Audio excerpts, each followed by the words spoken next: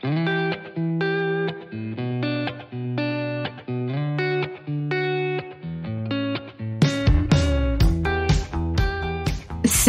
je suis Sandra et je te souhaite la bienvenue sur le podcast qui va te donner envie de réaliser tes projets et même tes rêves les plus fous. Notre mission, t'apporter de l'inspiration. J'échange avec des femmes qui ont osé s'écouter. Choix de vie audacieux, parcours atypique, projets fous, elles nous dévoilent tout sans filtre. L'idée, à travers chaque épisode, c'est d'adoucir tes peurs pour les remplacer par de l'audace et de l'enthousiasme. Du mouvement, du bruit, de la fumée, laisse-toi entraîner par les locomotives. Sam a 29 ans et elle a déjà vécu une épreuve de vie qu'on ne s'imaginerait jamais vivre aussi jeune. Sam s'est retrouvée veuve à 25 ans. Elle a perdu l'amour de sa vie, Alex. Suite à ça, elle tombe dans la dépression et la boulimie. En 2020, elle rencontre Lulu qui va remettre du soleil dans sa vie. Durant cet épisode, elle a le courage de nous raconter toute son histoire, comme elle le dit, une histoire qui pourrait être tirée d'un film Netflix. Sam avoue être en colère contre la vie et avoir comme la sensation d'être maudite. Mais si Sam raconte son histoire aujourd'hui, c'est parce qu'elle est prête et elle espère aider des personnes grâce à son témoignage. Le plus fou, c'est qu'à la fin de notre échange, je propose à Sam de sortir son épisode tout de suite, c'est-à-dire le mardi 29 août. Et elle se met à pleurer instantanément, parce que le 29 août, c'est la date d'anniversaire d'Alex. Et dans ces moments-là, je me dis vraiment que parfois, il y a des choses qu'on n'explique pas. Mais profitons alors de cette sortie d'épisode pour rendre hommage à Alex et à tous ceux qui s'en vont bien trop jeunes.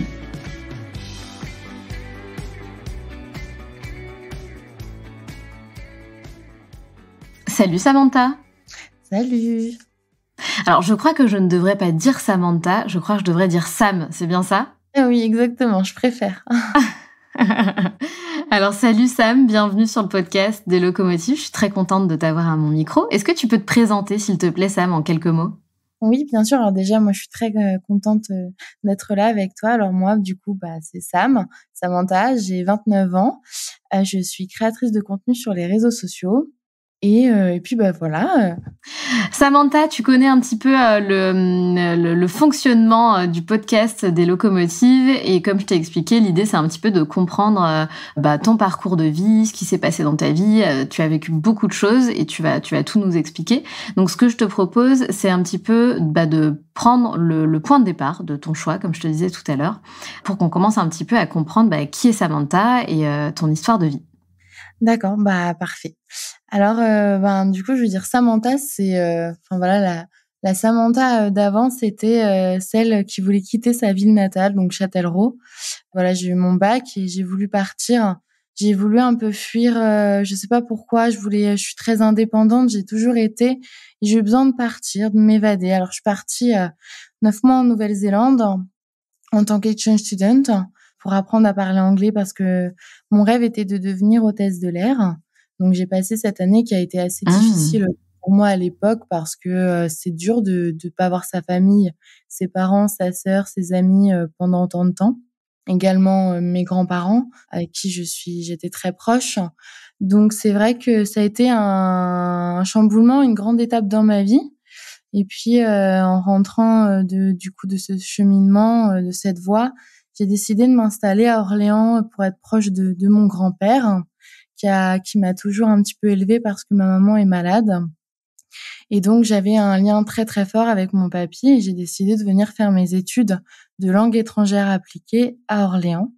Et puis, quelques mois après mon installation à Orléans, j'ai commencé à rencontrer par les réseaux sociaux, par Instagram, Alex, dont je suis tombée folle amoureuse et qui, bizarrement, venait à 5 minutes d'où j'habitais quand j'étais jeune et que je vivais chez mes parents. Donc, on était vraiment à côté. On connaissait des amis en commun, on avait des amis en commun. Et c'était assez étrange parce que moi, j'avais jamais entendu parler de lui et lui non plus. Et de fil en aiguille, eh bien, on est tombé fou amoureux et lui, il était sur Blois. Donc, Blois, c'est vraiment pas loin d'Orléans.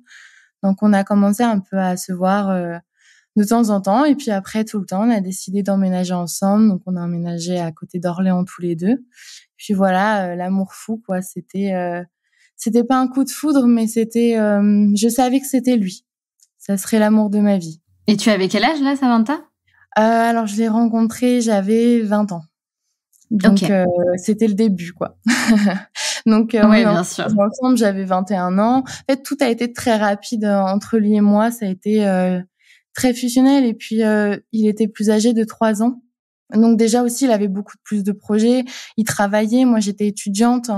Mais voilà, c'est Alex clairement m'a fait grandir. Il savait ce que c'était une relation, vivre avec quelqu'un. Moi, je ne savais pas tout ça, donc c'est vrai que j'ai découvert plein de choses en étant avec lui. Et puis, on a emménagé ensemble en 2015 et en 2017, du coup, on a décidé de se paxer, de faire un voyage de Pax. Et malheureusement, lors de notre retour de notre voyage de Pâques, j'ai perdu mon grand-père pour qui j'étais venue habiter ici et avec lequel Alex avait aussi énormément de liens. Ils se ressemblaient beaucoup tous les deux et je pense que c'est aussi pour ça que, en fait, je pense que je voyais en Alex beaucoup mon papy. Comme j'ai toujours eu un lien très fort, ça a toujours été très fusionnel entre mon papy, Alex. Enfin voilà, il y avait une belle relation et du coup, au décès de mon papy, ça a été très très dur pour moi. Et Alex m'a portée à bout de bras parce que j'étais vraiment mal. Et dans ma vie professionnelle, c'était aussi compliqué parce que je suis entière et je suis hypersensible comme personne. Donc quand je ressens des émotions, je les ressens beaucoup trop fortes. Donc c'est pas tout le temps facile. Bien sûr. Et puis on a continué un peu notre vie et nous, on faisait à l'époque construire, hein. On a eu des gros soucis, on a dû annuler notre construction et à ce moment-là, mon papa a hérité de la maison de mon grand-père décédé et ils nous ont proposé, en attendant que notre construction se fasse, de nous laisser la maison de mon grand-père en faisant des travaux parce qu'Alex bricolait énormément. Je peux dire qu'il savait tout faire sans prétention parce que c'était vraiment le cas.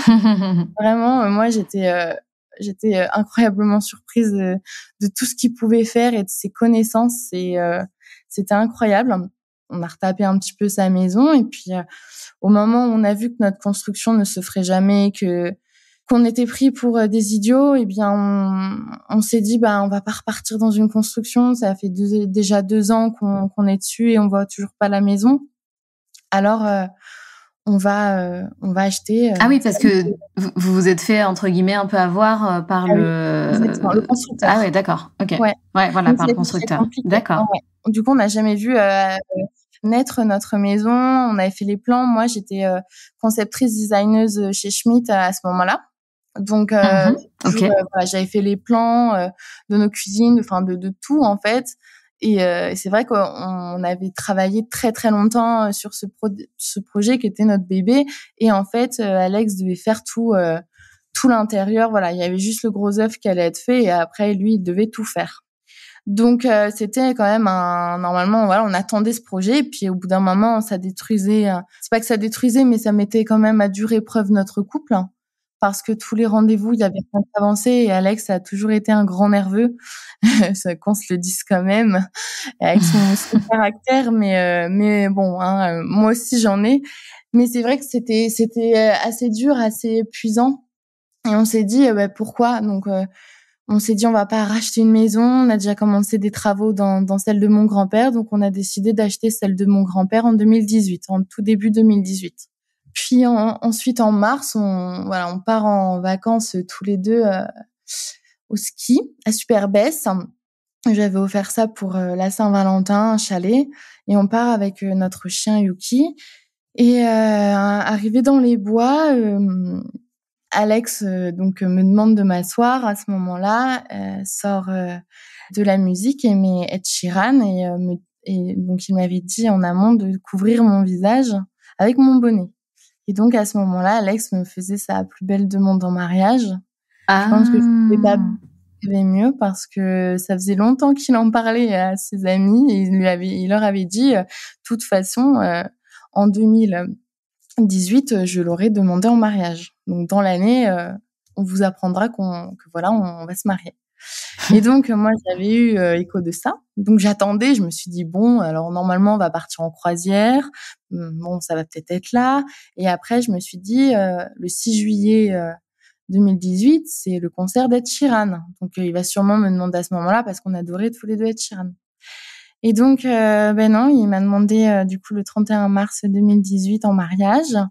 Je pleurais. Il avait sorti les coupes en plastique pour mettre le champagne. On avait Yuki avec nous. Il neigeait. C'était fabuleux. Il avait mis Perfect de Génial. Suzanne parce que c'était notre musique. Donc, c'était vraiment magnifique. Et là, tout roulait. Tout mon avenir que je m'étais imaginé avec Alex se faisait, quoi. C'était merveilleux pour moi parce que moi, de base, je voulais être hôtesse de l'air, donc j'ai abandonné ce projet pour lui. Je voulais pas d'enfant. Et c'est vrai que tout est arrivé et voilà, quand je l'ai rencontré, ça a été, non, mais c'est lui, quoi. Ça a chamboulé tes plans, quoi. Exactement, tout à fait. Et donc, suit quelques mois et je découvre que j'attends du coup un enfant d'Alex. Donc je suis enceinte. Et donc c'était pas prévu parce que je souffre d'endométriose. Donc je m'y attendais absolument pas, mais j'étais pas on se protégeait pas, donc ça pouvait arriver. Et D'accord. donc je décide de ne pas lui dire tout de suite parce qu'on a réservé un voyage en République dominicaine et je comptais lui annoncer à ce moment-là.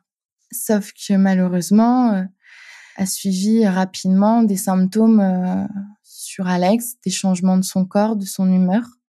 Et en novembre, fin octobre, il a été hospitalisé. Enfin voilà, il était en déplacement et il a eu des calculs au niveau des reins, donc c'était déjà assez étrange. Et puis ensuite, D'accord. il a été hospitalisé parce qu'un matin, il s'est levé, il a dit: «Je me reconnais pas, il y a quelque chose qui ne va pas». Donc on a vu notre médecin traitant qui l'a tout de suite pris en charge et qui a été d'une grande aide à ce moment-là, qui a tout de suite su réagir et nous a appelés pour nous dire: «Là, faut aller tout de suite aux urgences, hein. Il y a quelque chose qui ne va pas dans ses résultats». Donc nous sommes directement allés aux urgences. Il a été donc pris et moi, je ne pouvais pas être auprès de lui à ce moment-là, parce que dans les urgences, on peut pas accompagner, malheureusement, notre conjoint, tout le temps. Donc dès qu'il a été hospitalisé, j'ai été avec lui, constamment et ça a été assez long, assez dur parce qu'on nous a parlé de différentes choses. Déjà, on savait que c'était hormonal, ce qu'il avait. Il savait pas D'accord. si c'était la thyroïde parce qu'il faut savoir qu'on a quand même des zones hormonales, ce que soit l'hypophyse au cerveau, la thyroïde pour la gorge et les glandes surrénales à côté, du coup, des reins. Donc on ne savait pas trop ce que ça pouvait être et moi, le soir, je pouvais pas dormir à ce moment-là à l'hôpital avec lui parce qu'il ne voulait pas à l'hôpital et à ce moment-là, je cherchais, tout le temps ce que ça pouvait être et là, je sais pas pourquoi je tombe sur le syndrome de Cushing. J'envoie à ma sœur qui est médecin et qui me dit: «Oui, effectivement, ça pourrait coller», voilà. Après je me dis, «Ça sera peut-être pas ça, on verra», parce qu'au début, on nous parlait peut-être de l'hypophyse et qu'il aurait un traitement. Et puis un jour, je sais pas pourquoi j'étais pas bien, donc je ne vais pas au travail ce jour-là, j'avais mal au ventre. Je rejoins donc Alex à l'hôpital. Moi, j'étais assez fatiguée, je lui avais toujours pas dit que j'attendais notre enfant, donc ça a été compliqué. Ah là là, oui, d'accord. Oui, parce que du coup, c'est arrivé au même temps. En fait, on devait partir Au même moment, ouais. au même moment à Punta Cana. Et Oui. donc, j'étais perdue et donc je suis avec lui. Puis ce jour-là, je sais pas, je pense que je le sentais. Il fallait pas que j'aille au travail. Je lui ai dit: «J'irai pas, je suis pas bien, je vais venir te voir». Et puis 2 femmes médecins rentrent dans la chambre et à ce moment-là, j'ai compris, j'ai directement vu sur le visage, ça se lit. Une femme en Mon plus, Dieu. ça se voit encore plus. J'ai compris que c'était grave. Donc elle s'assoit à côté de nous, elle nous explique que Alex a un corticosurrénalome, c'est un cancer de la glande surrénale, c'est un cancer qui est très rare, qui touche très peu de personnes en France et que malheureusement, il a une tumeur de 20 centimètres, approximatif au niveau, du coup de sa surrénale et que c'est, sûrement métastasé. Donc ça a évolué aussi sur Mon d'autres Dieu. organes à côté. Donc les processus sont les suivants. Il faut faire des TEP scans donc pour voir si le cancer est ailleurs et à ce moment-là, Alex ne comprend pas, il s'effondre. Il me regarde, il me dit: «Mais ça veut dire quoi? Ça veut dire que je suis malade?» Et moi, j'étais Ayant perdu mon papy d'un cancer, c'était un peu pour moi, j'avais besoin de savoir parce que mon papy, j'étais un petit peu, même s'il était âgé, j'étais un peu dans le déni. Je me suis dit: «Non, mon papy, il va s'en sortir» et pourtant, je me suis pris une grande claque le jour où il est décédé. Donc là, je voulais savoir. Donc j'ai décidé de demander aux médecins, dont du coup une était disponible et m'a expliqué que c'était un cancer très rare, qu'ils avaient eu qu'un cas avant dans Waouh. l'hôpital d'Orléans, donc c'était un petit peu compliqué. Et il m'a dit qu'il y avait peu de chances de survie. Donc là, je me dis, bah, on a tout commencé à organiser notre mariage. Comment ça va se passer? Est-ce que je vais le perdre? Comment tout s'écroule en fait. J'ai notre enfant, on organise notre mariage. Qu'est-ce qui va se passer en fait? Je sais pas, je suis perdue à ce moment-là. Alors bon, je me dis: «Allez, ça me souffle, reprends tes esprits, ça va aller, tu le rassures, tu le rassures, tu le rassures et puis toi, voilà, tout le reste maintenant c'est Alex et il y a plus qu'Alex. C'est Alex et puis rien d'autre, quoi». Donc nous voilà partis, pour, des mois difficiles et puis donc le soir, il fallait que je rentre pour rentrer, nos animaux donc on avait notre chien Yuki, qu'il fallait que je rentre absolument, hein et que du coup, j'allais quand même dormir sur place. Après, j'étais autorisée à dormir avec lui. Ils ont été très, très gentils, en tout cas le service endocrinien à Orléans, ont beaucoup pris soin de nous et quand je suis rentrée à la maison ce soir-là, j'ai eu des grosses, grosses douleurs et j'ai perdu notre enfant. Putain. Donc ça a été, dramatique pour moi et j'ai jamais voulu lui en parler parce que Alex me tannait depuis longtemps pour qu'on ait un enfant et je pouvais pas lui faire subir ça en plus. Donc je me suis dit: «Allez, ça va aller, tant pis, c'est comme ça, de toute façon, enfin, je dis tant pis, même si je l'ai vécu, une grande souffrance, mais c'était assez étrange dans le sens où comme je pensais qu'à Alex, à ce moment-là, je l'ai subi surtout après, en fait. Ouais, bien sûr. Parce que mon cerveau avait fait un focus sur Alex. Vraiment, c'était, que lui, que lui, que lui. Donc les mois ont été très compliqués, qui ont suivi parce que, rien ne fonctionnait. On a appris qu'il était métastasé au niveau du foie. Il a été opéré, il a une grande cicatrice, une opération difficile. Il était hospitalisé à domicile donc mais toutes les aides-soignantes, les infirmières m'expliquaient à domicile comment gérer. Il avait tout. Il avait sa morphine à disposition. Enfin, c'était inimaginable, en fait, ce qu'on vivait. Surtout aussi jeune, en fait. Exactement. Bah oui, parce que quand C'est on a ça. 24 ans, c'est inconcevable, en fait, de se dire, on vit ça, Complètement. on a toute la vie devant nous, on a tous nos projets, on doit encore voyager. On aurait dû avoir des enfants. On aurait dû avoir le mariage qu'on voulait, qu'on rêvait. Mais non, en fait, la vie, elle en a décidé autrement. Et il faut se dire que de toute façon, face à la vie, nous, on peut rien. C'est comme ça. On aura beau essayer, on aura beau se battre, on aura beau garder espoir. L'espoir, il fonctionne pas tout le temps. Alors, on voyait que ça s'améliorait pas. On voyait que les médecins, ils nous disaient que ça avait pas marché, qu'il fallait faire ça, que ça fonctionnait toujours pas. Et on a décidé d'avancer notre mariage qui devait être le 29 juin 2019 et de le faire en comité vraiment restreint, donc juste parents, grands-parents, frères, sœurs, enfin du coup sœurs et nos amis très très proches. Mais malheureusement, on pouvait pas prendre nos oncles, tantes. Enfin voilà, c'était ou tous nos amis qu'on aurait voulu. Donc on a fait ça en tout petit comité. On était moins de 30. On a fait ça du coup le 23 février 2019. Alex était déjà très fatigué, mais on a eu ce mariage. On l'a fait parce que pour lui c'était important et pour moi aussi, parce qu'il voulait que je sois sa femme. Il voulait que j'ai son nom, que je porte son nom. Et pour moi, c'était important. Et d'ailleurs, pendant ce podcast, j'ai mis la photo de quand on s'embrasse dans la mairie parce que j'aime bien qu'il soit près de moi dans des moments comme ça. Quand je fais notre histoire, donc il est à côté de moi. Et enfin, voilà, j'ai cette photo et je sais que ça veut dire qu'il est près de moi. Et du coup, c'est vrai que ça a été très dur parce que moi, ce mariage, je l'ai très mal vécu. Aujourd'hui, ça en est un traumatisme. Enfin, j'ai un traumatisme concernant les mariages parce que alors, je suis très heureuse de l'avoir fait, ce mariage, et d'avoir été avec lui, mais c'est pas ce que je voulais. Moi, je rêvais de ce mariage de princesse et je savais que Je savais qu'il allait mourir parce que quelques jours avant, on avait appris qu'il y allait avoir peu de chances de survie. Mais vraiment, là, les médecins nous disaient que plus rien ne fonctionnait. Donc, lui et moi, on en était conscients à ce moment-là. Et se marier en sachant que on va perdre l'amour de sa vie, je le souhaite à personne, quoi. Parce que Bien je sûr. pense qu'on s'en remettra jamais, on s'en remet jamais. Et malgré tout ce qui peut arriver après, c'est toujours aussi douloureux. Donc on a continué, il s'est battu très, très, très fort. Et puis le 4 juin 2019, eh bien, il est décédé. Il fallait qu'il l'endorme quelques jours avant parce qu'il souffrait trop, c'était sa demande. Donc on a décidé, il a décidé et j'ai accepté parce que on peut pas laisser, faire en sorte qu'une personne vive plus longtemps, juste parce qu'on veut pas la perdre. Cette personne, c'est impossible, il faut penser à l'autre d'abord. Alex souffrait trop, Alex avait trop mal. Il a été déjà très fort. Il s'est battu, de toutes ses forces contre ce cancer, mais il a été plus fort, ce cancer, et il m'a pris Alex et j'étais avec lui ce matin. Je lui tenais la main.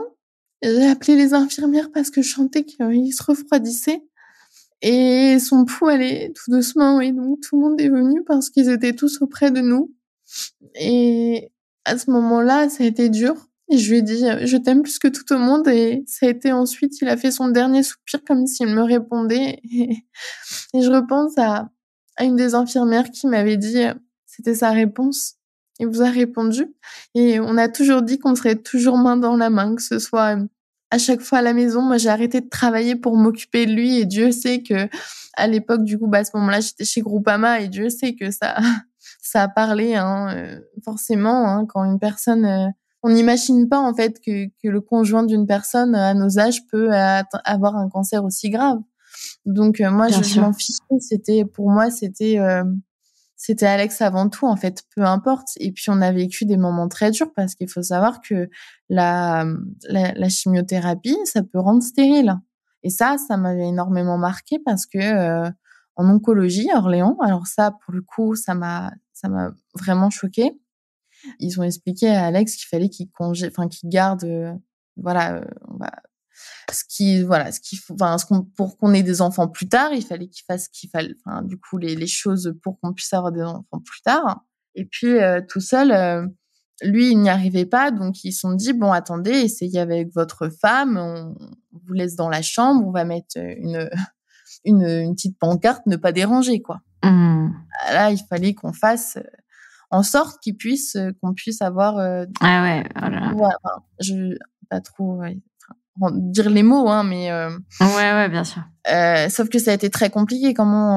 J'avais envie de leur dire, mais comment vous voulez qu'une personne qui a perdu je ne sais pas combien de kilos, qui vomit tout le temps, qui est malade, qui va mal, comment vous voulez, nous, on a oublié d'avoir des rapports sexuels depuis longtemps. Enfin, c'est pas l'importance, en Bien fait. sûr. Enfin, comment vous voulez qu'une personne qui a pas de force, elle arrive à faire ce que vous nous demandez? Et là, on leur a dit, on n'y arrive pas. Ils ont dit, si, il faut réessayer parce que ça veut dire que jamais vous aurez des enfants sinon. Et c'était dur parce on a dit, mais non, en fait, tant pis. Enfin, là, et sauf que à ce moment-là, moi, je savais, en fait, que j'avais perdu notre enfant et qu'Alex n'arrive pas à ce moment-là, et c'est pas du tout de sa faute. Ça a été très dur et je suis sortie, j'ai pleuré très fort, dans les bras de ma maman. Et à ce moment-là, ça a été très dur parce que, oui, l'important, c'était comment allait Alex, et on voulait qu'il s'en sorte. Mais moi, j'avais ce deuil de me dire, on n'aura jamais de mini-nous. Et là, c'est sûr et certain. Et ça a été, pour moi, un deuil en plus du deuil de mariage de rêve, un deuil d'enfant. Et je m'en voulais d'avoir perdu l'autre. Donc de la culpabilité, des remords.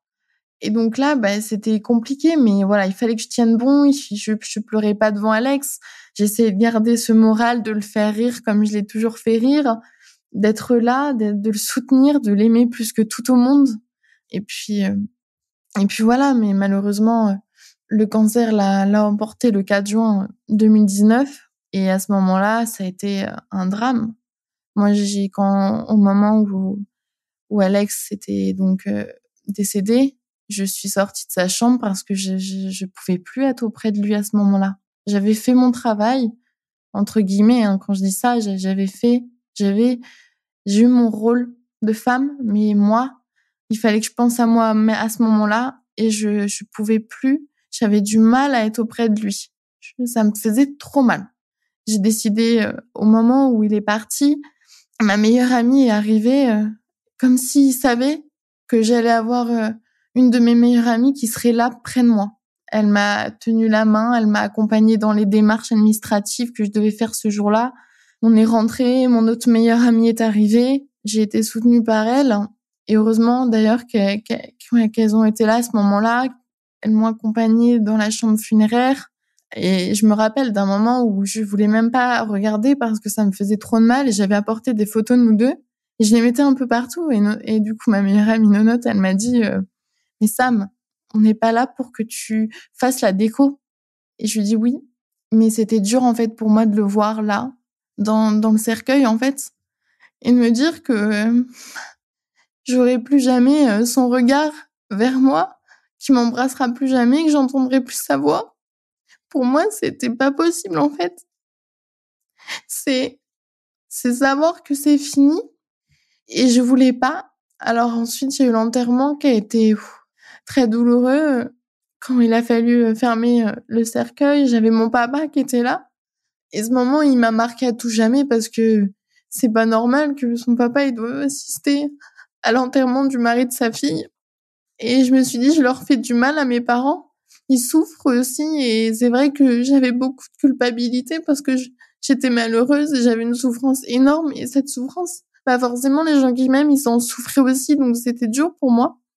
J'étais perdue, j'ai organisé une cérémonie pour lui, un petit peu à l'américaine avec des grandes photos de lui, dans une très belle salle. J'ai fait un discours. À ce moment-là, ça a été très bizarre parce qu'au moment où j'ai fait le discours, il y avait, en fait, ce jour-là, il faisait un temps, mais horrible, il pleuvait. Et là, il y a eu je sais pas, dans la salle, il y a eu un coup de vent énorme, tout a claqué, comme si, je sais pas, comme si c'était un signe, je suis là.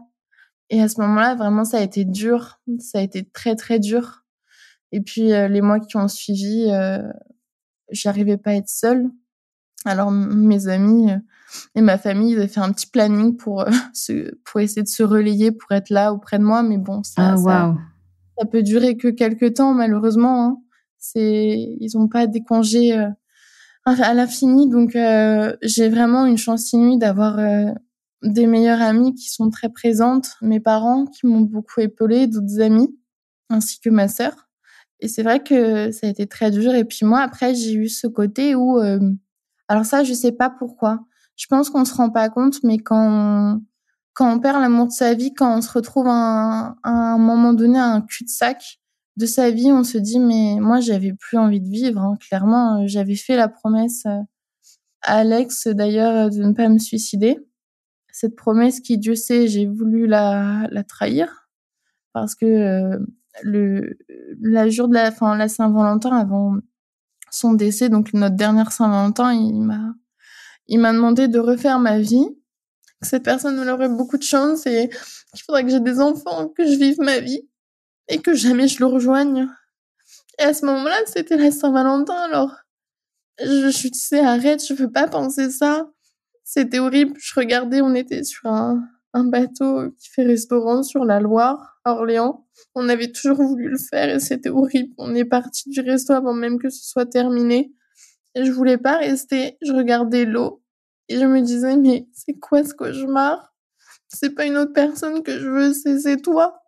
Et puis, d'un côté, je sais qu'heureusement qu'il m'a dit ça parce que ça m'a aidée. Je sais que c'est ce qu'il veut. C'est ce qu'il a voulu pour moi que j'avance. Mais ça a été très, très long, ce cheminement après son décès. Parce que j'avais aucune raison de vivre. J'avais rien pour me battre. J'étais en arrêt médical parce que j'étais très, très mal. Je suis tombée dans la boulimie parce qu'il faut savoir que déjà à l'enterrement, vraiment, j'étais très, très maigre. En fait, je m'étais totalement oubliée. Donc, je venais un peu, j'étais dans l'anorexie. Et puis, ensuite, je suis tombée dans la boulimie vomitive parce que forcément, quand on a un manque, je l'ai comblé par la nourriture. Donc, je comblais ce manque. J'ai pas voulu être suivie tout le temps. j'ai rencontré des personnes et c'est ça où aujourd'hui je me reconnais pas, où je reconnais pas cette Sam, cette phase de ma vie, où je me suis éloignée des personnes, des vrais qui étaient là pour moi. Parce qu'en fait, ça me rappelait trop, c'est des moments que j'avais avec Alex et j'ai besoin de rencontrer des personnes qui n'ont jamais eu de lien avec lui. C'était très Bien bizarre. sûr, c'est compréhensible. Sauf qu'en fait, je me suis rendu compte que toutes ces personnes, en fait, elles me connaissaient pas vraiment. Elles connaissaient une Sam démunie, une Sam triste. Et beaucoup en ont joué, en fait, de cette personne trop gentille et triste que j'étais. Parce que j'avais le cœur sur la main, moi. Je pense que quand on vit rien dans sa vie, alors moi, ce que je ressens, c'est quand on vit des choses très dures, des traumatismes, des pertes, on a une empathie forte envers les autres. Et on a un cœur sur la main, on veut pas voir les gens qu'on aime souffrir. Alors ces personnes, elles étaient nouvelles, mais moi j'ai ce petit cœur de bisounours qui veut aimer tout le monde et croire que la vie elle est belle et que tout le monde est gentil, sauf que c'est pas la réalité. Et je me suis pris des grosses claques dans la figure. Suite à toutes ces rencontres, je me suis fait avoir par beaucoup de soi-disant amis qui ont profité de ma gentillesse et ça a été très dur parce qu'au moment où je remontais la pente, il y avait plus personne en fait. Mais heureusement, j'avais toujours quand même ces amis que j'avais mis un peu à l'écart mais qui m'avaient jamais abandonnée, qui étaient toujours là pour moi, qui connaissaient Alex, ils m'ont pas abandonnée. Alors oui, il y a des personnes qui aujourd'hui ne font plus partie de ma vie qui connaissaient Alex, mais les vrais sont toujours là et ça je les remercie pour eux parce que je pense que dans ce cheminement, on peut pas savoir comment on agirait en fait. Personne peut se rendre compte tant qu'on vit pas la perte de l'amour de notre vie, tant qu'on vit pas. Et de toute façon, chaque personne le vivra différemment. Chaque personne fera son deuil différemment. On peut pas juger, on peut pas comprendre. Moi-même, j'ai été une Sam que je connaissais pas et j'ai été une Sam perdue, une Sam qui avait des idées noires, une Sam qui sortait, qui buvait, qui se faisait du mal en mangeant et en se faisant vomir.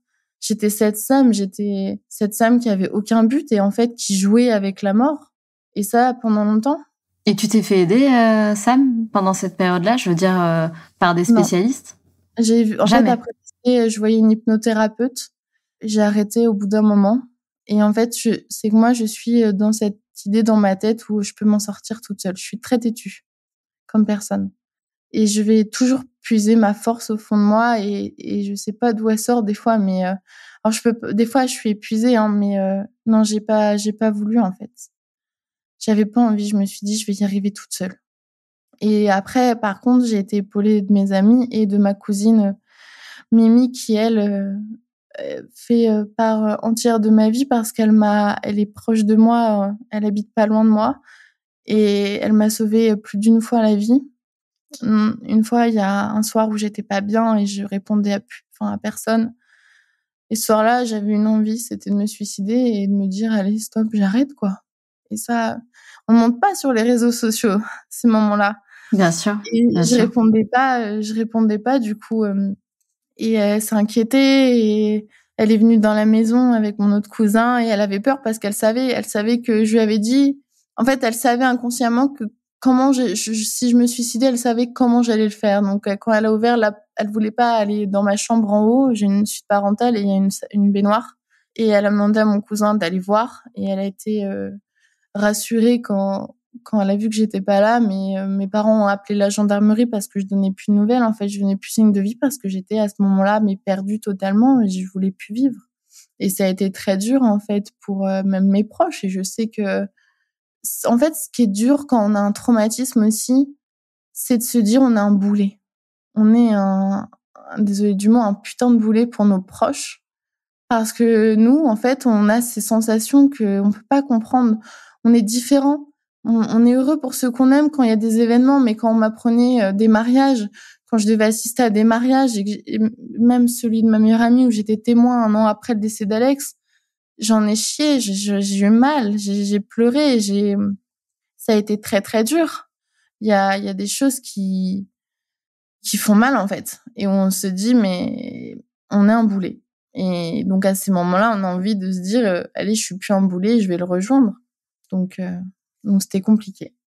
Et comment t'as fait alors pour parce que t'as vécu, j'ose même pas l'imaginer, même pour moi d'écouter ton histoire, c'est très difficile.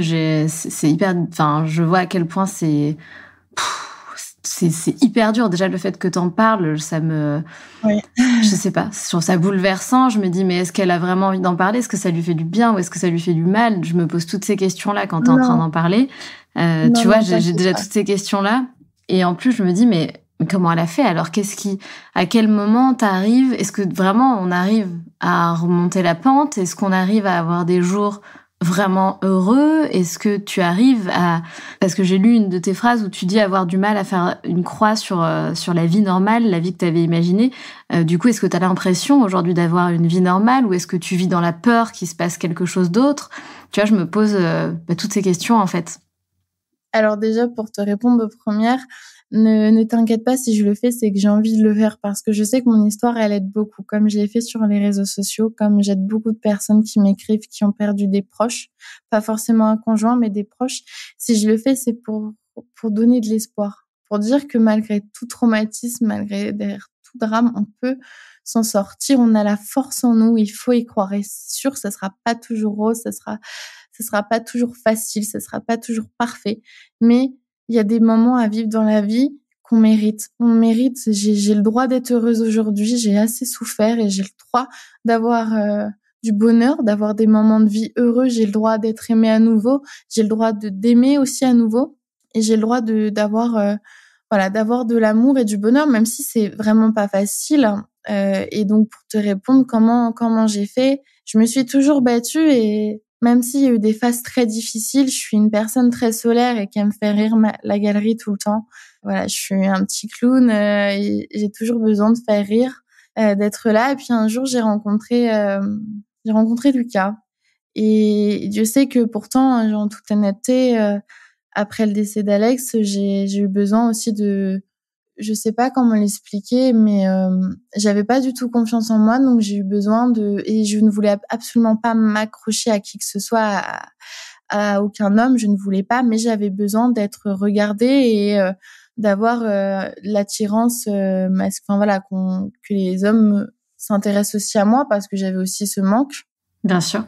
Mais j'ai jamais eu un homme qui avait changé quoi que ce soit. Moi, j'étais devenue celle qui explique très clairement qu'elle veut rien de plus parce que je reste une femme avec des besoins. Ça ne veut pas dire que je n'aimais pas Alex après tout ça.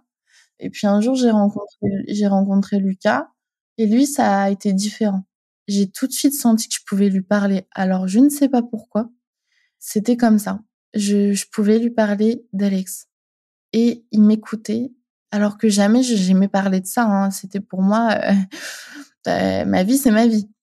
Mais Lucas, il y avait quelque chose. Alors pourtant, voilà, on était totalement différents. Il était étudiant à ce moment-là. Enfin, il habitait à Chartres. Et puis, de fil en aiguille, je suis tombée amoureuse de lui. Et ça a été très compliqué parce que lui sortait d'une relation et je pense qu'il savait aussi qu'il tombait amoureux de moi. Donc on a décidé d'arrêter, enfin il a décidé d'arrêter qu'on se voit. Et ça a été dur, ça a pas duré longtemps parce qu'au bout de 10 jours, il m'a réécrit et puis on s'est dit bah allez, on essaye, on tente, on verra bien ce que ça donne. Et puis au final, donc ça c'était en fin 2000, donc on s'est rencontrés le 21 décembre 2020 et c'est en février que c'est arrivé. Et où on a décidé du coup de se mettre vraiment ensemble. Et on est encore ensemble aujourd'hui. Et on a une merveilleuse petite fille qui s'appelle Emilia. Et Lucas, je sais qu'il est là.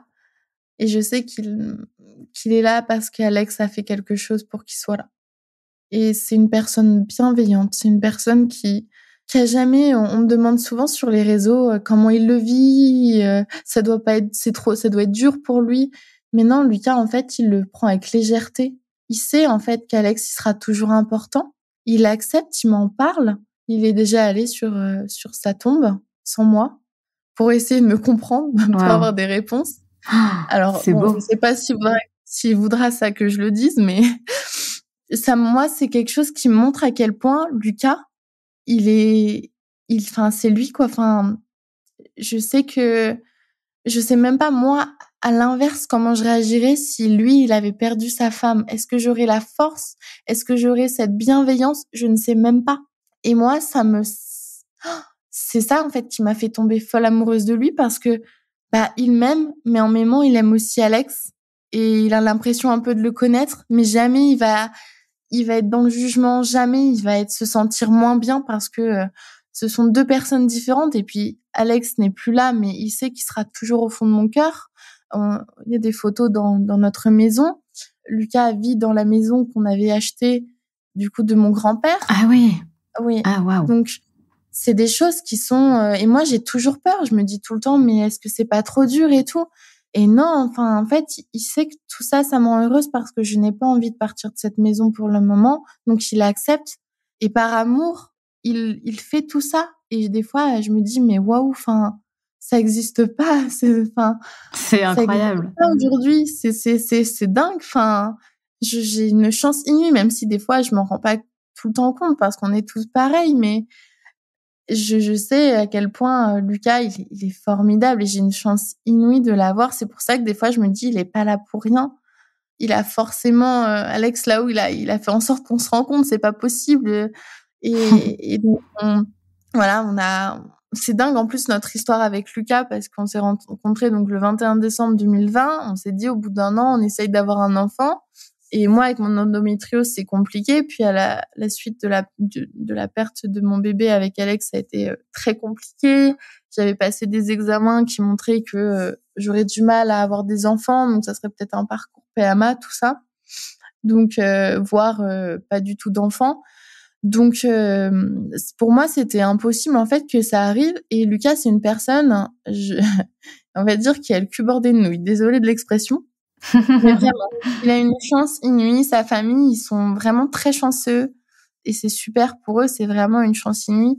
Et Lucas, c'est une personne qui a beaucoup de chance. Et c'est même dingue. Des fois, j'arrive pas à me dire, mais comment c'est possible, quoi. Et donc, on fait les essais bébés en décembre. On se dit, de toute façon, ça va prendre du temps, on le savait. Et puis, le 21 décembre 2021, donc 1 an après notre rencontre, je me dis, ça fait plusieurs jours que j'ai pas eu mes règles, c'est bizarre. Je comprenais pas trop parce qu'on a essayé tout début décembre. Je me dis, c'est quand même fou. Enfin, je vois pas comment c'est possible. Pour moi, c'est impossible. Je me suis dit, c'est dans ma tête. Parce que je sais que moi, ma tête, j'ai pas eu mes règles pendant très longtemps. Ma tête, elle joue un rôle important. Donc, je me suis dit, c'est un blocage. Et puis, je prends un test de grossesse que j'avais de chaque Action. Et puis, je vois, il y a une deuxième barre, mais c'est un peu, alors, j'appelle tout de suite Mimi, ma cousine, avec qui, du coup, je partage tout et qui m'a sauvé la vie plus d'une fois. Et puis, elle me dit, non, mais vite, va à la pharmacie, achète un test de grossesse. Donc, j'achète les Clear Blue, il y a écrit enceinte, j'en prends 2. Enfin, bon, bref. J'étais stressée. Elle me dit, attends, j'arrive. Ouais, t'y crois pas, quoi. Ah non, j'y crois pas. Elle me dit, attends, j'arrive et tout. Donc, elle arrive, j'arrive avec le test. Elle me dit, va aux toilettes, je sors et on était là toutes les deux à attendre. Et là, je vois enceinte et on se fait un câlin et je réalise pas. Et donc, le soir, en plus, on fêtait nos 1 an avec Lucas et du coup, j'avais caché dans une boîte, j'avais fait plein de petits cadeaux et la dernière boîte que j'avais faite, c'était le test de grossesse, quoi. Et je me dis, ouais, c'est dingue, en fait. Et à ce moment-là, sont suivis ma grossesse qui a été compliquée parce que j'ai été malade pendant 9 mois. J'ai une grossesse compliquée. Ah, mon Dieu. Alors, ouais, c'était pas évident. Et à ce moment-là, en plus, j'ai perdu beaucoup de soi-disant amis. Du coup, ce que j'expliquais un petit peu, dans la période où j'allais mieux, j'ai perdu beaucoup de personnes et sans jamais comprendre vraiment pourquoi. Donc, ça a été très dur pour moi mentalement. Mais en fait, je me suis dit, on a des périodes dans notre vie. Et peut-être que celle-ci, si je perds des amis, c'est qu'ils sont pas faits pour être dans cette vie qui va suivre. Ils sont pas faits pour être auprès de moi à ce moment-là. Ils ont fait, on a passé un temps ensemble, mais ils ont pas lieu d'être dans cette vie qui m'attend. Donc j'ai un peu accepté les choses comme ça, mais pendant ma grossesse, c'était très dur d'être malade tout le temps, de rien pouvoir faire. En plus, il y a eu un été qui a été très chaud. J'étais alitée cette semaine parce que mon col était à 1 très tôt. Donc, j'ai dû être alitée en pleine canicule juillet-août. Donc, comment dire, c'était atroce. Donc, vraiment, c'était compliqué. Et puis, on est venu mon accouchement où là aussi, et c'est là, en fait, que pour moi, il y a eu j'ai toujours voulu, comme je disais, moi, je m'en fichais de mourir. J'avais pas peur de la mort. J'ai même essayé, je pense, de l'atteindre plusieurs fois pour rejoindre Alex. Mais là, j'allais mieux, j'étais heureuse, même si forcément il y a des pics où je vais pleurer, les dates des moments où Alex me manque, parce que ça c'est normal. Et donc arrive le jour de l'accouchement, donc j'ai des contractions à 5h du matin. Je réveille Lucas, je prends un bain chaud, on essaye de tenir un maximum. Et moi en fait, je sais pas si ça y fait, mais je supporte très très très bien la douleur. Je pense quand on vit des choses dures, la douleur, elle nous fait pas peur. Et donc je supporte assez bien la douleur. Et donc je dis non, on attend, on reste. De toute façon, avec l'épisode Covid qu'il y avait, faut attendre de plus longtemps, sinon ils nous disent de rentrer chez nous. Sauf que moi, j'allais accoucher à Ah Blois. ouais. Je ne voulais pas accoucher à l'hôpital d'Orléans parce qu'il était inconcevable pour moi que je donne vie dans l'hôpital où Alex est mort. Donc on avait choisi celui de Non, Blois. mais c'est clair. Donc je me dis allez, tiens bon, ça sert à rien parce que nous on a de la route, on a 35 minutes de route. Si c'est pour qu'on nous dise de retourner avec des contractions dans la voiture, je veux pas. Donc j'attends un maximum et je te dirai, là je peux plus, on y va. Donc du coup mon chien, donc avec Alex Yuki, voyait que j'étais mal, donc il était près de moi aussi. Je prenais des douches en bas, mes contractions elles étaient très très régulières, j'avais très mal, mais je voulais quand même m'apprêter, me maquiller parce que je voulais me sentir belle. Je suis assez têtue aussi là-dessus. Lucas, il était là en mode, mais c'est pas possible. Je lui dis mange et tout. On avait préparé vraiment toutes les affaires. Enfin, tout était nickel et tout. Et là, je lui dis, non, mais là, ça va plus du tout à 8h30. Je dis, là, faut qu'on parte. Là, c'est bon, on part. J'hurlais, j'avais mal. Yuki, le pauvre, il savait pas ce qui se passait.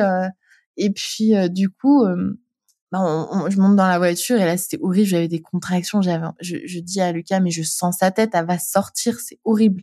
Je dis j'exagère pas. Je lui dis mais là ça va pas du tout, elle est pas loin, je le sens, faut faire vite et tout. Donc il prend l'autoroute. Lucas qui aime pas dépasser les limitations de vitesse, je lui dis tu vas appuyer un petit peu plus fort, là on s'en fout. Donc c'est assez compliqué ce moment de voiture, on peut pas bouger, on sait pas comment se mettre. Je me suis retournée dans le siège, j'ai dit tu sais quoi, la ceinture tant pis hein, là je suis vraiment pas bien. Et du coup à un moment donné je dis après au péage de Blois, je lui dis arrête-toi, faut que je fasse pipi, j'en peux plus. Mais non, en fait, j'avais pas envie de faire pipi, c'était la tête qui appuyait, c'était horrible. Ah là là, c'est ouf. Ah ouais, et du coup, on arrive à l'hôpital et moi, je sors direct de la voiture, je me mets par terre et là, il y a une voiture qui s'arrête, une dame qui travaille à l'hôpital de Blois qui me dit mais ça va pas, qu'est-ce qui se passe? Je dis ah mais non, mais là, je vais accoucher. Et c'est vrai que j'avais pas un ventre très volumineux pendant ma grossesse. Et donc elle s'est pas dit, elle m'a dit ah oui vous allez accoucher là, enfin vous êtes sûre? J'ai dit oui, je suis à quasiment mon terme, oui je vais accoucher oui. Et du coup elle me dit bah attendez, je vais vous faire passer par une autre porte, enfin pour les employés, on va y aller en mode VIP et tout. Donc là moi j'étais en train de courir derrière, mais à chaque contraction elle s'était très très rapprochée. Moi je disais non mais je peux pas. La dame elle avançait vite parce qu'elle voulait trop nous emmener jusqu'à du coup ma salle de préparation. Et la salle d'accouchement, ouais. Exactement. Et du coup, moi, j'étais là, non, mais c'est pas possible et tout, je suis pas bien. Donc là, on arrive, ils me mettent dans une salle. Donc, c'est pas la salle d'accouchement, c'est une salle où ils nous mettent avant. Et puis, pour regarder mon col et tout. Elle me dit, ah oui, bah là, vous êtes, ah oui, quand même, vous êtes à 7, quoi. Ah, je dis, ah oui, quand même. Oh, c'est énorme. Bah, carrément. Donc, ok. Parce qu'au début, elle voyait 5. Après, elle m'a très vite dit 7. Elle m'a dit, bah, péridurale, la péridurale. Je dis, ok. Ah, t'as quand même pu avoir la péri, quoi. Ouais, j'ai quand même pu avoir la péridurale. Et donc, à ce moment-là, donc l'anesthésiste me fait la première péridurale. Il me dit, ah bah, c'est pas bien fait. Faut en faire une deuxième. Oh, moi, j'étais au bout de ma vie. 10 minutes après, donc quand ils reviennent contrôler nos douleurs et tout, moi je disais mais là ça va pas du tout. Là elle me dit ah oui vous êtes à 9. Mais en l'espace de peu de temps. Putain. On est arrivé à plus de 9 heures à l'hôpital et là il fallait commencer le processus parce qu'en fait et là ça a été pour moi un nouveau traumatisme dans ma vie. Le rythme cardiaque d'Emilia pendant mes contractions il y en avait plus. Donc à ce moment-là je me suis dit, c'est quoi, je suis maudite? Qu'est-ce que j'ai fait dans d'autres vies pour mériter tout ça, en fait, pour mériter toutes ces choses qui me font mal? Et de porter la vie et d'avoir attendu tellement longtemps ma petite fille, ça a été, je savais qu'en fait, il y avait que moi qui avait le pouvoir de la sauver. Et ça a été dur pour moi. Donc là, ils m'ont dit faut vite pousser. Donc là, ça a été un peu. Donc ils m'ont dit c'est soit césarienne, ça là on fait tout, vous poussez et tout. Là, tout le monde s'est enchaîné. Ils sont arrivés à je sais pas combien. On m'a fait de l'acupuncture sur les pieds. Enfin, moi j'y comprenais rien du tout. Je me suis dit mais on m'a sorti les spatules. On me disait pousse alors qu'on venait juste d'arriver. Enfin, il y avait 30 minutes qu'on était là. J'avais imaginé mon accouchement en mode mais non c'est mon accouchement. Pour moi, j'aurais mis 15 ans. J'avais le temps de danser, de faire du ballon, enfin tout ça quoi. Tout ce qu'on imagine en fait. Ce qu'on nous dit. Non, en fait non. Et du coup, là, je me dis mais non mais c'est pas possible. J'ai dit mais là faut que je pousse. Et j'avais peur parce que forcément ils me disaient d'aller vite. Et puis à un moment donné, donc ils ont pris les spatules et ils ont sorti Emilia. Et à ce moment-là, ils l'ont sortie et ils l'ont même pas posée sur moi. Ils ont coupé le cordon directement et ils ont dit à Lucas de sortir. Et là, moi, tout de suite, je me suis dit, qu'est-ce qu'elle a, ma fille? Qu'est-ce qu'elle a? Donc, je me suis mise j'étais tellement épuisée parce que déjà, j'avais connu elle respire, elle a pas du coup, de rythme cardiaque. Qu'est-ce qu'elle lui arrive? Je l'avais entendu pleurer, mais je n'ai pas eu le temps de la voir. Qu'ils ont fait sortir Emilia et Lucas. Et là, en fait, je me rends compte que mes jambes, elles sont remplies de sang, que les mains du docteur, il y a du sang partout. Et là, je fais une hémorragie de la délivrance. Donc, ça touche peu de femmes quand même. Et donc, je perds énormément de sang. Oh là là, mais c'est pas possible. Ah oui, non, mais c'est un cauchemar. Et des fois, je me dis quand est-ce que ça va s'arrêter? Et donc là, on m'attache les jambes parce que forcément, du coup, l'anesthésiste était revenu pour m'anesthésier tout le bas du corps. Et donc, il fallait stopper cette hémorragie. Il fallait du coup m'enlever mon placenta à la main. Donc, j'ai vu le chirurgien, parce que moi, je voyais tout, qui mettait ses deux mains pour aller chercher mon placenta. Je voyais du sang partout. Et en fait, alors, j'ai eu de la chance parce que j'avais cette sage-femme qui était auprès de moi, qui était très douce, très gentille. Je lui ai dit... je veux pas. J'avais raconté en fait, elle savait parce qu'on avait des rendez-vous avant et je veux pas rejoindre Alex, je lui disais. Là, je veux plus. Je veux vivre. Et en fait, la première chose que j'ai pensé pendant tout ça, c'est je veux pas que Lucas il vive ce que j'ai vécu et ce que je vais vivre encore. Je veux pas que Lucas il perde la personne qu'il aime parce que je sais ce que ça fait. Et du coup, je pensais pas à moi, mais je pensais surtout à Lucas dans le sens où non, il fallait que je sois là, pour notre fille, c'était pas possible. Et donc ça a été vraiment très très dur pour moi parce qu'à ce moment-là, je me voyais mourir et là, je priais fort Alex de me préserver, de me protéger, quoi. Je lui disais, là, j'ai voulu te rejoindre, mais là, je veux pas. Là, je veux pas. Maintenant, j'ai fait ce que tu m'as dit. J'ai rencontré une personne qui m'aime. Je fonde ma famille et je veux être là auprès d'eux parce que je les aime, parce que je le mérite, ce bonheur. Et donc, c'est vrai que ça a été un gros traumatisme parce que j'ai pas vu ma fille tout de suite. Donc, ensuite, ils ont réussi à arrêter l'hémorragie. J'ai perdu beaucoup de sang. Donc, ça a été très compliqué. J'ai été déchirée de partout. Mon urètre également. Enfin, ça a été très compliqué. Mon accouchement m'a beaucoup traumatisée. Et puis, ensuite, Lucas a pu revenir avec Emilia et j'ai pu rencontrer ma fille. Mais ça a aussi également traumatisé Lucas parce que on s'imagine un peu l'accouchement, la rencontre avec notre enfant. Et nous, cet accouchement-là, parce qu'on dit on a accouché, on est tous les deux là-dedans et on le vit très mal. Et ça a laissé beaucoup de séquelles en tout cas. Et donc ça a été très dur.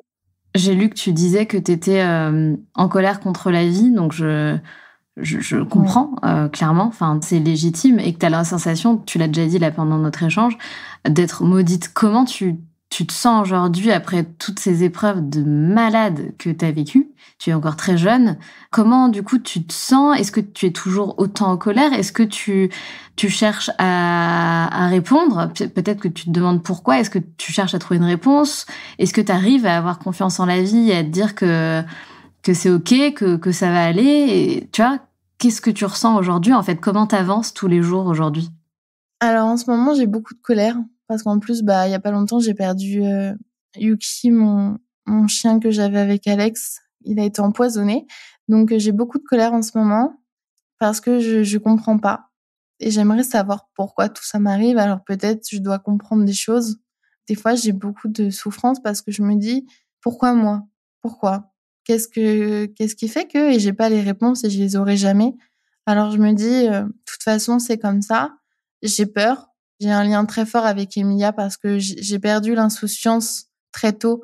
J'ai perdu cette insouciance de cette vie de jeunesse qu'on va vivre, de tous ces rêves qu'on peut avoir. Et je sais que tout peut arriver et que l'expression «ça n'arrive pas aux autres», je l'ai bien vécu plus d'une fois. Et justement, en fait, j'ai peur. J'ai peur très souvent. J'ai peur que Lucas, il lui arrive quelque chose. J'ai peur de perdre Emilia. J'ai peur de plein de choses, mais je me dis, il faut quand même avancer. Donc j'ai toujours ce regard bienveillant envers la vie que j'essaye d'avoir tout le temps, même si c'est vraiment pas simple. Heureusement que j'ai Emilia c'est un bébé soleil qui me donne plein d'amour et je la garde depuis, du coup, elle va bientôt avoir 1 an et je la garde en même temps, du coup, que je travaille sur les réseaux sociaux.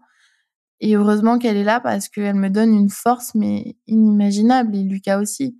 Mais c'est vrai que j'ai toujours cette colère, une part de moi, quand des moments durs de ma vie arrivent, voilà, parce que je sais que c'est pas fini. Je sais qu'il y aura, enfin voilà, comme je l'ai dit au tout début du podcast, ma maman, elle est malade et je sais que bientôt je serai confrontée à son départ. Et des fois, je me dis, mais en fait, ma vie, c'est un film. On pourrait faire une série Netflix, franchement. Et toutes mes amies, elles me le disent, mes 2 meilleures Oui, amies, sans elles sont problème. en train de me dire. Et des fois, on se dit, mais c'est pas vrai, tout ce qu'elle raconte, c'est pas possible. Mais si, purée, croyez-moi, j'ai ma meilleure amie depuis 19 ans, elle se dit la même chose. Et je comprends pas, mais je comprendrai jamais. Et je me dis, si je dois vivre tout ça, c'est que je suis assez forte pour le vivre et que pour moi, on n'a pas des épreuves comme ça pour rien. Peut-être que c'est pour m'apprendre quelque chose. Je ne sais pas quoi, en tout cas, mais rien n'arrive par hasard, malheureusement, comme on dit. Et malgré tout ce que j'ai pu vivre, j'ai quand même le droit à des grands bonheurs. Et quand tu racontes, ton histoire, je pense que c'est très dur, ça s'est ressenti quand on a parlé, tu vis et c'est normal et tu ressens encore énormément de choses en parlant de tout ça et ouais, ça doit être hyper dur. Quand tu racontes du coup cette histoire, entre guillemets, tu vois, au grand public, voilà, comme sur mon podcast, comme à ta communauté, qu'est-ce que tu essaies de passer comme message finalement à travers ton histoire? Qu'est-ce que tu as envie de passer comme message? Bah, qu'il faut être fort, qu'il faut se battre, qu'on peut avoir des beaux moments dans la vie, alors, et que même si on souffre, même s'il y a des choses qui font du mal, il faut, à chaque petit soleil qui apparaît, le prendre et savourer ces moments de bonheur. Ça, c'est hyper important. Et que moi, je crois en la vie, je crois en bonheur et malgré tout, malgré ma colère, je crois en un moment meilleur. Et comme j'ai pu avoir ma fille, comme j'ai pu avoir ces bonheurs, même si ça a été dur, aujourd'hui, je suis très heureuse d'être auprès de Lucas et d'Emilia. Donc, je me dis, il faut jamais abandonner. Ça a toujours été ma phrase. Jamais abandonner. Et est-ce que tu as, aujourd'hui, après tout ce que tu as vécu, est-ce que tu te dis: «Putain, mais aujourd'hui plus que jamais, j'ai envie de réaliser tout ce que je veux réaliser dans ma vie et plus rien ne m'arrête, en fait»? Alors, j'ai eu le côté One Life après le décès, où j'ai voyagé énormément, j'ai réalisé plein de choses que je voulais faire. Aujourd'hui, bien sûr, j'ai envie de vivre, mais à 10 000%. Je vis pour 2 parce que je considère que la vie que je mène, je la fais aussi pour Alex, pour lui prouver que, voilà, pour qu'il soit aussi un peu près de moi et me dire, voilà, je la vis cette vie, je veux voyager, mais c'est vrai que depuis que je suis maman, je vais quand même plus penser à Emilia. Donc, il y aura des choses qui vont un petit peu moins, je vais peut-être moins les faire, mais je les ferai, ça c'est sûr. Je vois pas la vie pareil, ça c'est certain. Ouais, bien sûr, bah, c'est normal, je pense que ça Ah oui. change tout, en fait. Ça change toute la perception qu'on a face à la vie. Puis on se plaint beaucoup moins de choses Bah oui. inutiles, surtout. On sait les vraies valeurs et puis, mais ça n'empêche que des petites choses bêtes de la vie peuvent aussi nous tracasser. Mais je pense que oui, il faut vivre la vie à fond de toute façon parce qu'on sait pas de quoi demain est fait, hein. Et ça, bah, je suis bien placée pour le savoir, comme souvent je pense ou dis, et qu'à un moment donné, un jour, ça peut être un super jour et le lendemain, on peut nous apprendre une terrible nouvelle. Donc, il faut vivre chaque jour comme si c'était le dernier et profiter et s'aimer, se dire qu'on s'aime. Ça, moi, c'est ma priorité. Et avec Lucas, qui a pas toujours eu l'habitude de ça, il sait que c'est important et il veut que notre fille, elle ait cette éducation-là voilà, l'amour, se donner de l'amour, être présent pour les gens qu'on aime et voilà, je pense que l'amour déjà ça aide beaucoup dans la vie. Parce qu'il y a plein de choses, mais l'amour on peut pas l'acheter. Donc je pense que c'est le plus important pour s'en sortir. Ça, c'est sûr.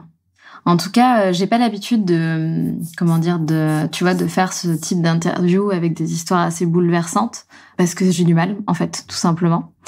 Donc c'est, on va dire, quasiment la première fois, en fait, que je reçois une invitée avec une histoire de vie, aussi traumatisante, des épreuves comme ça si difficiles.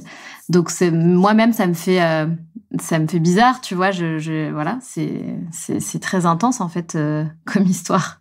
C'est très intense. Donc en tout cas, quel courage, j'ai envie de dire quel courage tu as, quelle force tu as. Waouh, ça me semble hors norme en fait. Ah oui, mais moi des fois je réalise même pas que j'ai vécu tout ça. Je pense que mon cerveau, il y a une part de mon cerveau qui cache tout, enfin, qui est bien fait, hein, parce qu'il va mettre ça loin en fait. Et des fois je me dis mais si, bah si j'ai vécu ça.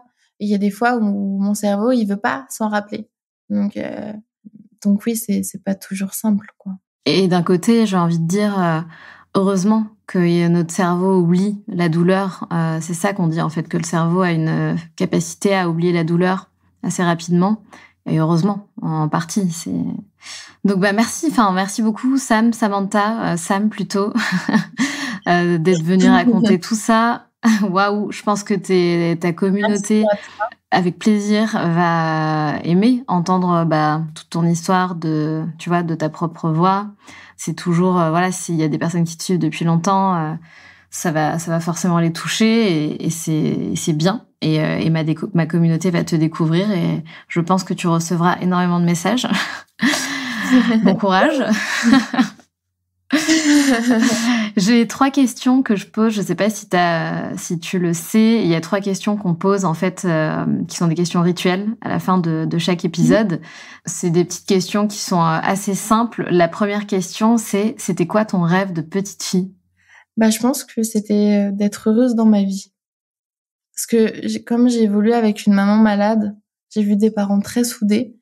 Et pour moi, c'était d'avoir ça, en fait. Je pense à une vie épanouie, heureuse. J'ai toujours eu l'image de mes parents s'aimer très très fort, malgré la maladie de ma maman. Et pour moi, ça a toujours été mon exemple. Voilà, d'avoir une vie heureuse, d'avoir quelqu'un auprès de moi et de jamais, de me battre auprès de cette personne. Je pense que c'était un peu cette image, c'est peut-être pas grand chose, hein, ce rêve, mais je pense que d'être heureux, c'est déjà, qu'est-ce que c'est d'être heureux? Donc pour moi, c'était vraiment d'avoir du bonheur. Et est-ce que tu as une phrase ou un mantra qui te guide dans la vie, une phrase qui te sert en fait justement à avancer? Moi, je me dis tout le temps, derrière la pluie, vient le soleil. C'est vrai. Après la pluie vient le beau temps. On a plein de manières de le dire. Je l'ai un petit peu tu l'as pimpé. Mais t'as compris ce que ça voulait dire, quoi. Ouais, tout à fait.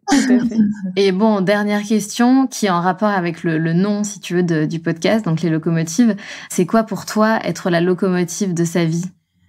Alors, en fait, alors, je vais essayer d'imaginer, de bien l'expliquer comme je le ressens. C'est que de toute façon, notre vie, elle nous appartient. Donc, c'est prendre les bons chemins et de pas s'arrêter. Il faut que la locomotive, elle choisisse le bon chemin. Et même si elle s'arrête, faut vite qu'elle redémarre. Je le vois un peu comme ça.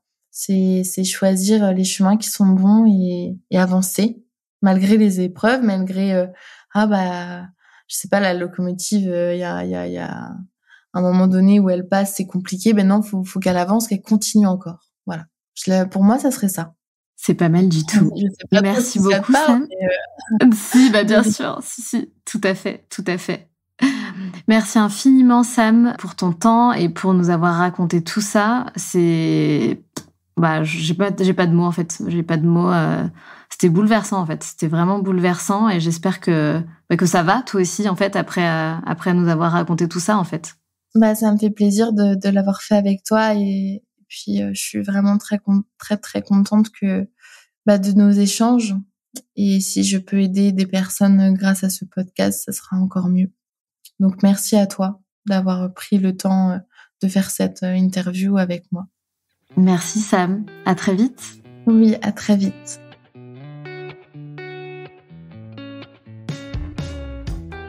C'est la fin de cet épisode et j'espère qu'il t'a plu. Si tu as envie de laisser 5 étoiles sur Apple Podcast ou Spotify, surtout n'hésite pas. Merci pour ta fidélité et on se retrouve mardi prochain pour un nouvel épisode. Pense à rejoindre la communauté Les Locomotives sur Instagram pour toujours plus d'inspiration, de motivation et de good vibes.